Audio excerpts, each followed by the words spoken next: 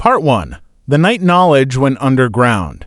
In the year 1776, while America declared independence and the world focused on war and revolution, something far quieter but far more dangerous was happening behind closed doors. There were no cannons, no armies, only whispers. Across Europe and the American colonies, small groups of educated men gathered in hidden rooms lit by candles. They did not meet in public halls or churches. They met in private lodges, basements, and libraries. Doors were locked. Windows were covered. Names were rarely written down. These men believed knowledge was power and that the wrong people had held that power for too long. This was the age of kings and churches where questioning authority could cost your life. But these men questioned everything: God, monarchy, tradition, even reality itself. They believed humanity could be perfected through reason, science, and hidden wisdom passed only to those deemed worthy.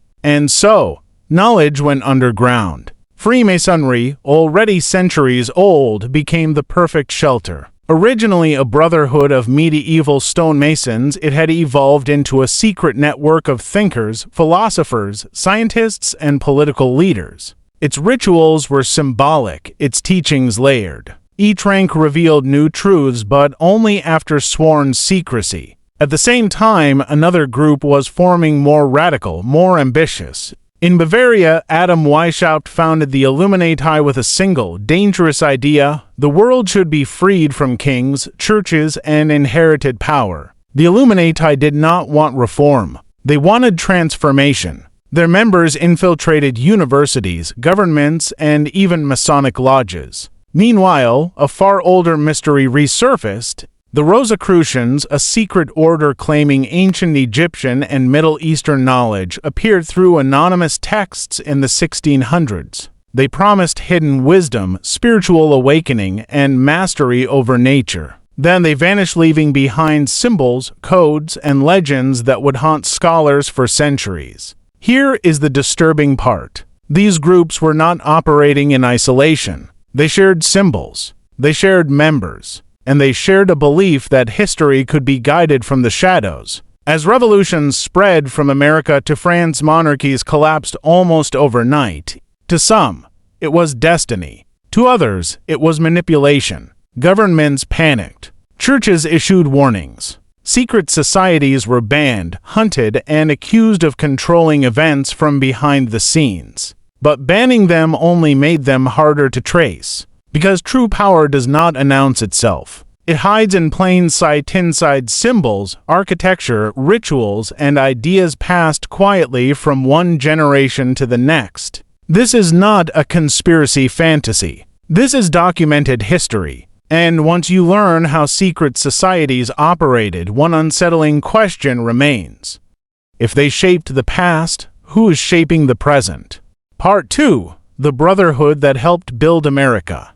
When the American Revolution began, it was not only fought on battlefields. It was also planned in private rooms where secrecy was not optional but essential. These rooms were Masonic lodges. By the mid-1700s, Freemasonry had spread across Europe and the American colonies like an invisible web. On the surface, lodges appeared to be social clubs. In reality, they were places where revolutionary ideas could survive without royal surveillance. Freemasonry taught that all men were equal inside the lodge regardless of wealth, title, or birth. This was a radical concept in a world ruled by kings. Inside the lodge, members studied moral philosophy, geometry, symbolism, and ancient wisdom. Every ritual was a lesson. Every symbol carried layered meaning. George Washington was a confirmed Freemason and regularly attended lodge meetings. Benjamin Franklin, a master Mason, used Masonic networks to gain French support for the American Revolution. Paul Revere, famous for his midnight ride, was also a Freemason trusted with messages meant only for brothers. These men did not see Freemasonry as a conspiracy. They saw it as protection. The lodge provided privacy in an age where spies were everywhere. Discussions about independence, self-rule, and liberty could happen without fear of execution. The oaths of secrecy were not about domination but survival. Yet symbols told a deeper story. When the Great Seal of the United States was approved in 1782, it featured an unfinished pyramid and the all-seeing eye. Officially, the symbols represented strength and divine guidance. But to Masons, the meaning was unmistakable: humanity as an unfinished project watched over by higher knowledge. The same imagery later appeared on the $1 bill, quietly embedding Masonic symbolism into everyday American life. This sparked suspicion. Churches accused Freemasons of replacing God with reason. Politicians accused them of forming a hidden elite. In 1826, when a former Mason named William Morgan disappeared after threatening to reveal Masonic secrets, public fear exploded. Lodges were burned. Freemasonry was banned in parts of the U.S. But the Brotherhood survived. It adapted. It decentralized. And it learned an important lesson. To influence the world, secrecy alone was not enough. And somewhere in Europe, another group was already pushing that idea to its extreme, one that believed Freemasonry was only a tool. They called themselves the Illuminati. Part 3. The Order that Terrified Kings and Churches. In May 1776, just months before America declared independence, a law professor named Adam Weishaupt founded a secret group in Bavaria. Unlike the Freemasons, he did not want symbolism or gradual reform. He wanted control of ideas. Weishaupt believed that religion and monarchy kept humanity in chains. His solution was radical. An elite group of enlightened minds would secretly guide society toward reason, equality, and freedom without asking permission. He called it the Order of the Illuminati. Membership was selective. Recruits were chosen for intelligence, influence, and ambition. Each member was closely monitored. Personal weaknesses were recorded not to shame them, but to control loyalty. Obedience was absolute. The Illuminati understood something crucial. Power does not come from armies. It comes from education, law, and belief. Instead of creating their own institutions, they infiltrated existing ones, especially Freemasonic lodges. Many Masons never realized they were sharing space with Illuminati operatives. Within a few years, Illuminati members had entered universities, courts, and political circles across Europe. Their secrecy alarmed governments. Rumors spread rapidly. Some claimed the Illuminati were behind the French Revolution, orchestrating the fall of kings and the rise of chaos. Others believed they aimed to destroy Christianity entirely. Whether true or exaggerated, the fear was real. In 1785, Bavarian authorities struck back. The Illuminati were officially banned. Homes were raided. Letters were seized. What authorities found was disturbing coded documents, secret instructions, and long-term plans to influence society from within. The order was declared dissolved. But here is where history becomes unclear. Officially, the Illuminati ceased to exist. Unofficially, their ideas did not. Their philosophy, reason over faith, secrecy over transparency, influence over force, survived. Some historians believe former Illuminati members simply merged deeper into Freemasonry and other intellectual societies. Others argue the order evolved, changing its name and structure to avoid detection. What is undeniable is this: after the Illuminati's suppression, fear of secret societies exploded. Books, sermons, and political speeches warned that unseen hands were shaping history. The idea of hidden rulers became part of Western imagination, and that fear crossed the Atlantic. In the United States, secret societies were no longer seen as harmless clubs. They were seen as potential threats to democracy itself. But while the Illuminati terrified governments, an even older and more elusive order continued to inspire legends, one that promised not political power but mastery over knowledge itself. They left no membership lists, no confirmed leaders, only symbols and silence. They were called the Rosicrucians. Part 4. The Rosicrucians, knowledge older than empires.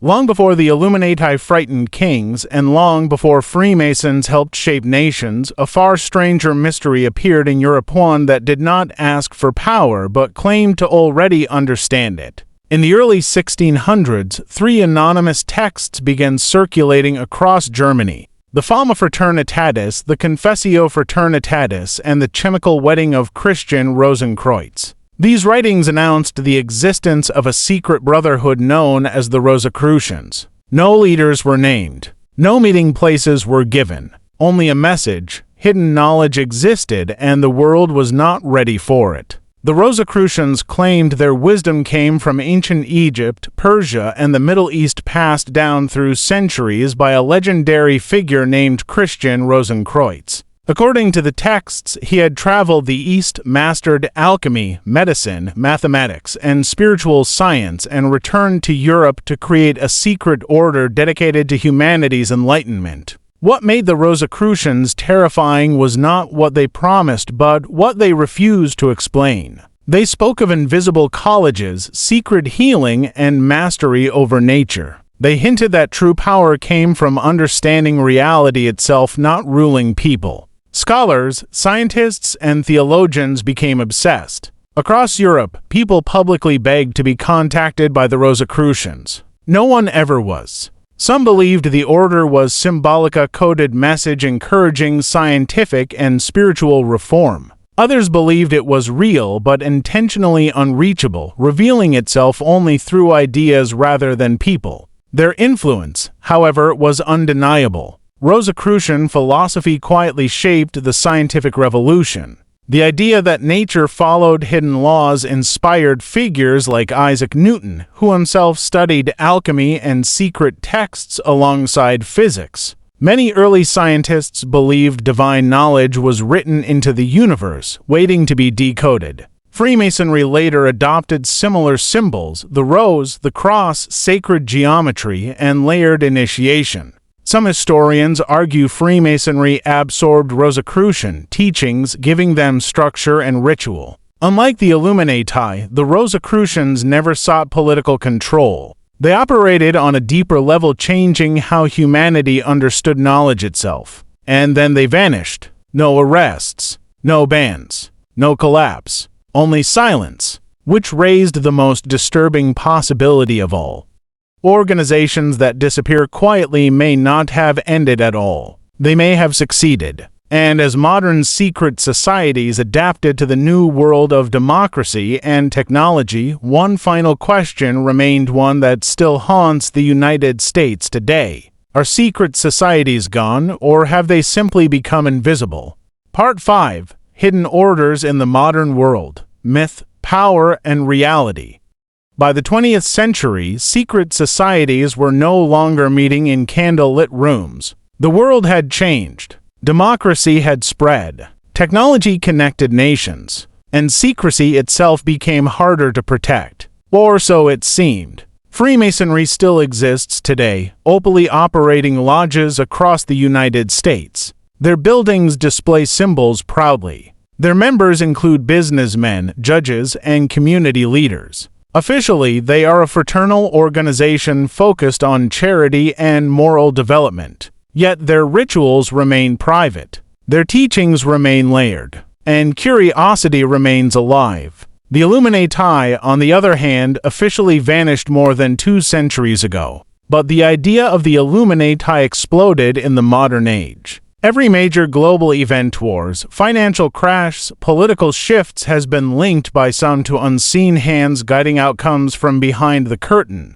Why does this belief persist? Because modern power looks invisible. Influence today flows through corporations, media, education, and technology. Decisions shaping millions of lives are often made far from public view. This reality mirrors the very principles secret societies were built upon: influence without visibility. Even Rosicrucian philosophy lives on, not as an order but as an approach. Modern science still searches for hidden laws of nature. Psychology explores the unseen mind. Technology decodes reality into symbols, numbers, and systems, just as ancient seekers once imagined. So, were secret societies villains? History suggests something more complex. They were products of their time, born in eras where free thought was dangerous. Secrecy was not always about control. Often, it was about survival. Many ideas we now celebrate: freedom of thought,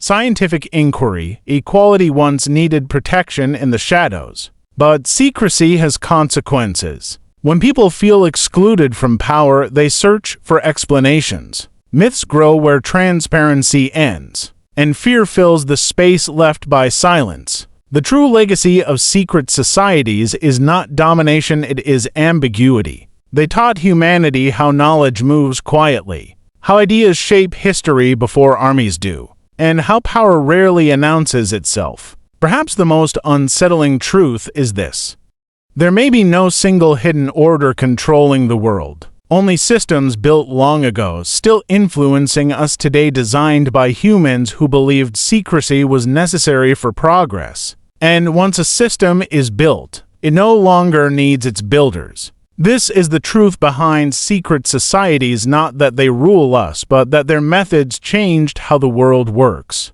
And now, the final question is yours to answer. In a world of algorithms, surveillance, and unseen influence, are secret societies really gone, or have they simply evolved?